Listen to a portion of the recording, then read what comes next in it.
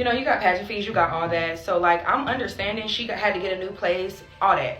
So, yeah, she is going through it. I understand, blah, blah, blah. But don't lie to me. I don't like people lie to me. Don't tell me you're going to do something and then don't do it. That's a pet peeve of mine. I go through that with my baby daddy. I went through that with people in my family. Don't do that to me. I don't like it. Welcome back to another episode of Clock Dot Conversations. I'm your host, Vyncke, and today we got some more TikTok content. Storytime. How I fell out with my best friend or maid of honor. Ooh-wee. I'm not here to waste your time. Like, comment, subscribe if you want to see more, and let's get into it. Story time about how I fell out with my best friend / maid of honor. I said, my husband is in the Navy, so we moved to California. And so I had a townhouse here that I needed someone to take over the lease because I, didn't want to pay for a lease here and in California. So my best friend at the time, her landlord, was giving her a hard time and wanted to kick her out. And so I moved out a month earlier than I really wanted to give her a place to stay because he said she had to be out at a certain time. And I don't know why I didn't listen, but y'all, he was taking her to court and I still let her take over my he was taking her to court, and that should have been my red flag then, honestly. But I was just trying to be a good friend, I was just trying to be a good friend. So, I let her take over the lease, and me and my daughter, I was pregnant with my son, just moved in with my parents for the last month. Because it was a month before we were moving to San Diego. So, we just moved in with my parents, because I let her move in the townhouse so that she could have somewhere to stay. She also is a cosmetologist, so she needed somewhere to do hair. My townhouse had lots of space. Why not just let her, take over the townhouse? So we didn't do it through the apartment complex because that was going to take too long. So we did it, and I signed the lease, she signed the lease. It wasn't through the apartment, but we both signed paperwork, right? And so she moves in, at this point, everything is cool. Everything cool. She's supposed to be sending me, so she has to pay the rent, the light bill, the water, electricity, and it was one more bill. Water bill. So she would send it to me every month, and we would go about it that way, right? So, I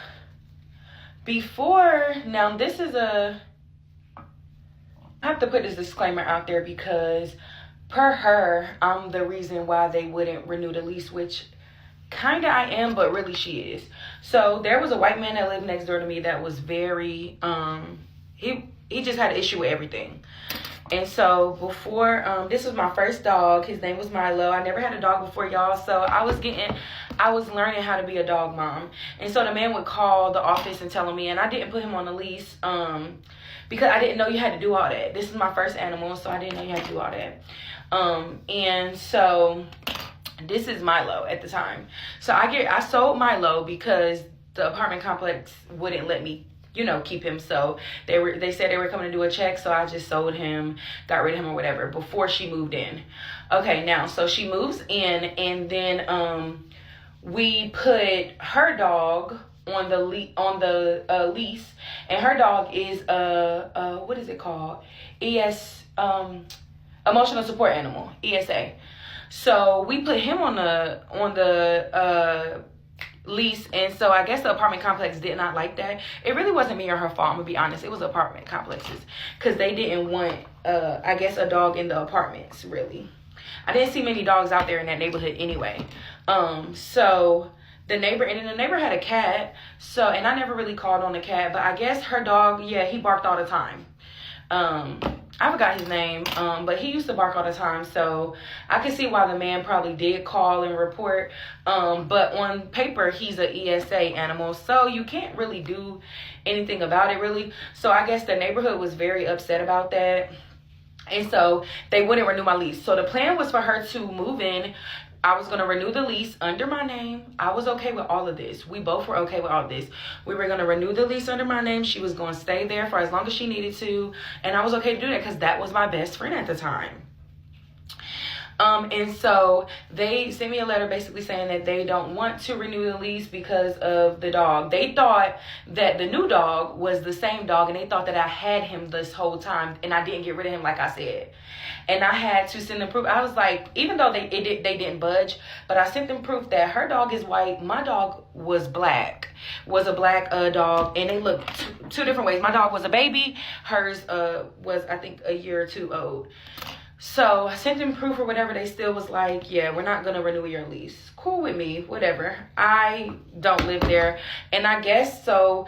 Per her, she felt like because they weren't renewing the lease or whatever, it was my fault why she had to get out, which really it was you, because before she even moved in, y'all, I have the screenshots to tell her all I went through with my neighbor and him not liking my dog or whatever. I had the screenshots, and I told her at the time she had a boyfriend, and I told her just let the dogs, her dog and his dog go with him to his place and then move in. You know, I'm like, it's probably best not to have a dog there, period, because of the neighbor, right? So she still decided to move in with her dog. I don't think that was my fault because I did warn her. You know, at least I sent the warning. She decided to move her dog in. Cool. We cool. At this point, like, pageant and stuff is going on. You know, you got pageant fees, you got all that. So, like, I'm understanding she had to get a new place, all that. So, yeah, she is going through it. I understand, blah, blah, blah. But don't lie to me. I don't like people lie to me. Don't tell me you're going to do something and then don't do it. That's a pet peeve of mine. I go through that with my baby daddy. I went through that with people in my family. Don't do that to me. I don't like it. And so she told me she was going to do this, told my mom she was going to do this and that, and she didn't do it. And so, yeah, at this time, now I'm getting irritated. Because I think she felt like because my husband was in the military that we could pay it, blah, blah, blah. No, I'm not paying it for you because you were occupying that space at that time. And so, yeah, so pageant rolls around, and I know she's spending money on the pageant. Not to mention, y'all, she's booked and busy here in the RDU area. My whole family was going to her up until she did me dirty.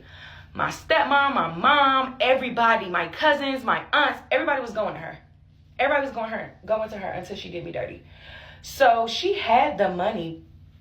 I think she just chose not to pay it to me because of her personal feelings or whatever. So at the end, at this point, like, everybody that knew the situation in the pageant, like a part of the pageant team, knew what was going on, and they all were on my side. They were like, you know, never let somebody rent your stuff, da da da da. I was just being nice, y'all. Plus, I'm young. That was my second real apartment by myself. So, I didn't know everything at this time. You know what I'm saying? Like, I didn't know much. I was very naive, and I just was trying to be a good best friend, right? And so I feel like she played on that. Whole time she living in my place, going to court for her last place. And I should have known then, but I just was ready to move to San Diego with my husband. I didn't care. You know what I'm saying? I'm like, somebody occupying this space, paying the bills. At the time, it was good until she stopped. You know what I'm saying? And so, per her, I was in San Diego living my best life, and she here struggling and whatnot. And I just feel like that wasn't my issue. You know what I'm saying? Like, I didn't know you were struggling. Also, things were said like you didn't support me in a pageant like I supported you. And y'all, I was the queen. I was the reigning queen. The reigning queen, from what I was told, was I cannot help her because she's my best friend and be looked at as foul play. So I didn't help. Now another queen helped her, but I didn't help because I was told I couldn't. So I didn't know, like, you know what I'm saying? I didn't know I could. And so,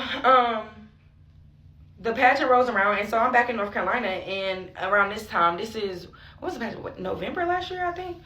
And so, yeah, like, I saw her, didn't really talk to her at this time, everybody knows that everybody thinks she's my best friend. And so I really just strongly believe that, one, because her name is the name of somebody else she won, and then also I feel like off the strength of her, people thinking she was my best friend, you know. But That's just my opinion. That may not be true, but I feel like that's why. You know what I'm saying? And then she would have never gotten to the pageant if it wasn't for me or whatever. So for her to turn her back on me and to go click up with the pageant people, it's just weird to me. But so yeah, basically we fell out because my girl didn't pay me back. She didn't pay me back, and she felt like she didn't have to. Really, she felt like she didn't have to. So, like, I go to the pageant events and stuff, and I just don't talk to her. I see her, but now I don't want to be a part of none of it because I just feel like they're supporting her shenanigans. Any people that I rock with her, whether it's family, not just the pageant people, but family, whoever, if they knew if they still went to her, we were gonna have issues. I don't play that. Don't rock with people that did me wrong. I don't play that because I would never, like, I gave you a place to stay. How dare you do me dirty? How dare you treat me like that when I gave you a place to stay? I had your back. Not to mention, y'all, she said I didn't show up for her. I was her ambassador and stuff. I put her over my boyfriend and my kid so many times. Chris was my boyfriend at the time. I put her over him so many times to do photo shoots and all that. And it's just crazy because, y'all, how is my maid of honor not at my wedding? You wasn't even at my wedding. You went on a trip with your boyfriend. So I didn't even get mad at you about that. You feel me? Like, it's just so much stuff that you were mad at me about, what she was mad at me about, and I didn't even care. You know what? When the roles were reversed, I didn't. I just accepted things for what they were. But not paying me when I was the one to help you out is just not fair to me. You feel me? Like, I was a great friend. So yeah, the situation is still very much sore to me, and like, I wanted to speak to her at the last pageant event, but it was just like, no, I'm not about to welcome you back in and you going, you know what I'm saying, think that everything cool and still owe me money. I'm not about to cut hee-hee-ha-ha with somebody that owe me money. Not about to spend money with somebody who owe me the money. Not happening. Then you going on trips. Y'all, it's so much. Like, she went on a family trip with us because she was my cousin's makeup and hair person. Like, I like, literally, when I say... And I'm not the type to even feel like people got it because of me. But, like, my family was rocking with her off the strength of me. She had so much support from my people because of how much I rocked with her. So why did you do me dirty? You get what I'm saying? Like, how dare you? How dare you? How dare you? I just don't get it. It's like... really crazy. But God has really worked with me on this situation, because when I tell y'all, for a while, your girl was really pissed at the situation. I was really pissed at the situation. But God has really worked on me and softened my heart a little bit, so I can actually talk about it and not be angry no more, because I was angry for a long time. Now it's kind of just like, everything that happens for a reason, whether that be in my life or her life. If I was wrong, God going to show me that. If you was wrong, God going to show you that. So yeah, but that's how me and my best friend / maid of honor fell out.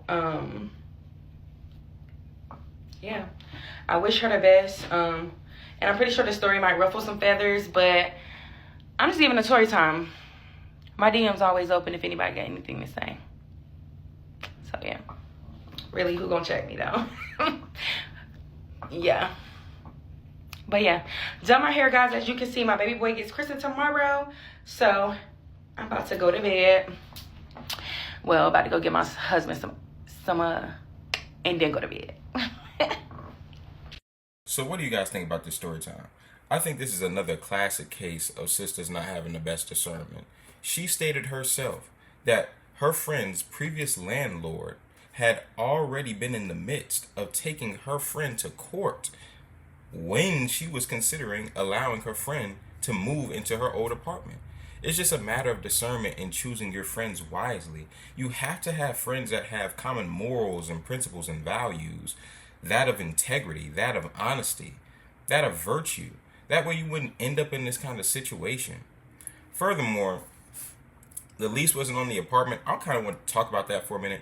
I remember getting an Airbnb one time, and unbeknownst to me, the Airbnb wasn't supposed to be on, like, the lease. Like, the apartment there didn't want Airbnbs to be hosted, and I didn't know. And I know that this isn't a case of an Airbnb, But that just complexifies situations. When the leasing agency doesn't know that you're actually leasing something out to somebody, it just really gets complex. And I like to keep everybody in the loop to really, again, uphold honesty and virtue, and also to have everybody on the same page. The sister that she had loaned out her apartment to, her friend, she was only responsible for the rent, the electricity, and the water bill. There's no reason for why she shouldn't have been able to pay, especially considering, like she said, that sister was getting tons of clients, or with whatever she was doing, she was getting tons of revenue from that. And so there's no reason for why she wasn't paying. She just, again, was a dishonest person. And again, it was bad discernment on this sister's part. Also, when it comes to her putting her friend over her son and her man, what is wrong with some sisters? It's not all of y'all, but it's many. This idea that you're supposed to put your friend over your husband or your boyfriend or your kid, that's a new one. Kids is even crazier, but even your boyfriend, your man. Let me ask you this. Are you married to your friend? Are you going to marry your friend? And so, since you're not, why in the world would you ever put them over your boyfriend or your husband? Why? That doesn't make any sense. You're hustling backwards. That's ridiculous. Can you imagine your man saying that he's going to put his homeboys over you? How does that sound? So that's most of what I have to say. I mean, I could speak about the cognitive dissonance that she has at the end, where she says that, God is going to show me and God is going to show you. No, God isn't going to show either of you anything. You are trying to reinforce pre-existing beliefs.